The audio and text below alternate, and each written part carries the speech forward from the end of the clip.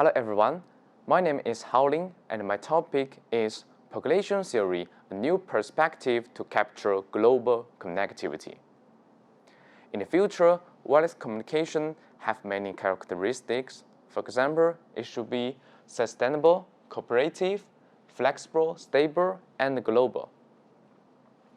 So let us focus on these two cases. The first one, if we focus on the impact of base stations on devices, we need to investigate if we can deploy enough base stations or nodes to realize large-scale continuous coverage for mobile users or moving devices. The second, if we focus on the impact of devices on each other, and we need to evaluate the ability to generate large-scale or remote D2D communication between the devices. These two kinds of topics consist in global connectivity together. As an application of stochastic geometry and graph theory, percolation theory provides a strong tool to help us solve this problem.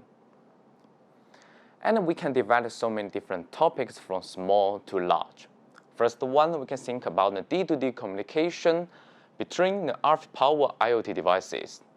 And we can deploy enough energy stations to support the future large number of devices.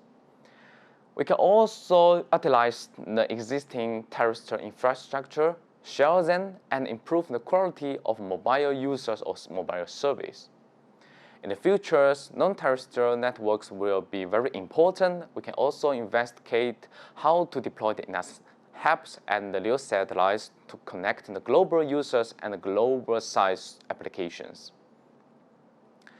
And using the percolation theory, we can capture the probability of generating such multi-hop D2D communications or generating large-scale continuous service for the global users.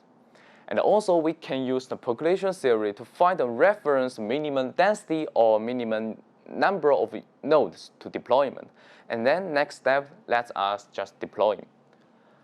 It does not only work for terrestrial network, it also works for non-terrestrial network and the integrated network.